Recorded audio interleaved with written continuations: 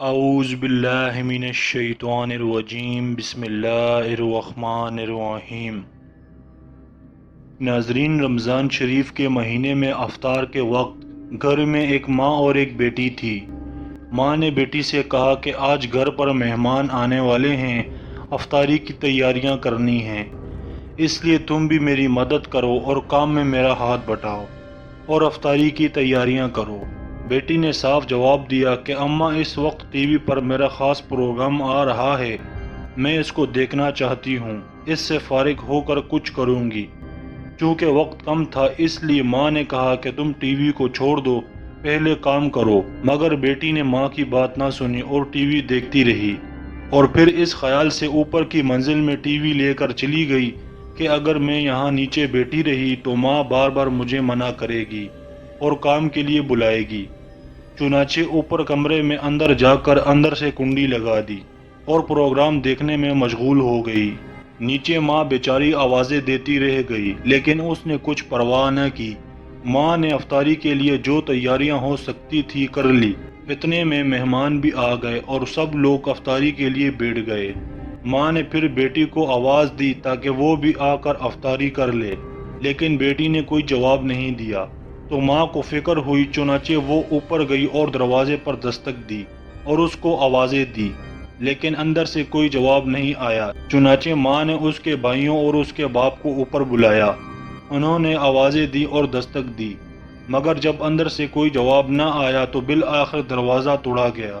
جب دروازہ توڑ کر اندر گئے تو دیکھا کہ ٹی وی کے سامنے مری ہوئی اوندے منہ زمین پر پڑی ہے اور انتقال ہو چکا ہے۔ اب سب گھر والے حیران و پریشان ہو گئے۔ اس کے بعد جب اس کی لاش اٹھانے کی کوشش کی گئی تو اس کی لاش نہ اٹھے۔ ایسا محسوس ہوا کہ اس لڑکی کی لاش کئی ٹن وزنی ہو گئی ہے۔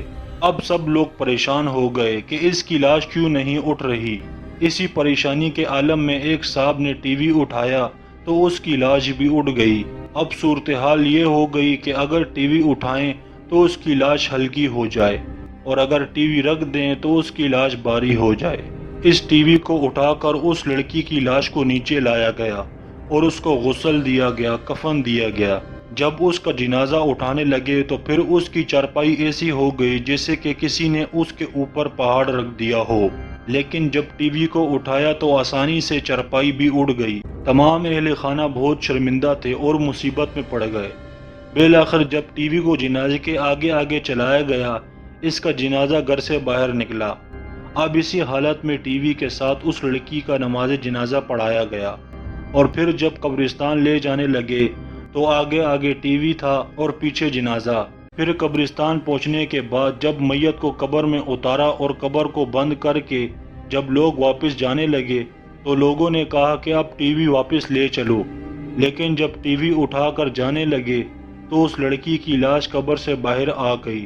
کتنی عبرتناک بات ہے۔ لوگوں نے جلدی سے ٹی وی کو وہیں رکھا اور دوبارہ اس کی لاش کو قبر کے اندر دفن کر کے بند کر دیا، اور دوبارہ ٹی وی اٹھا کر چلے تو دوبارہ اس لڑکی کی لاش قبر سے باہر آ گئی۔ اب لوگوں نے کہا کہ یہ ٹی وی اس لڑکی کی لاش کے ساتھ ہی دفن ہوگا، اس کے علاوہ کوئی اور صورتحال نظر نہیں آ رہی۔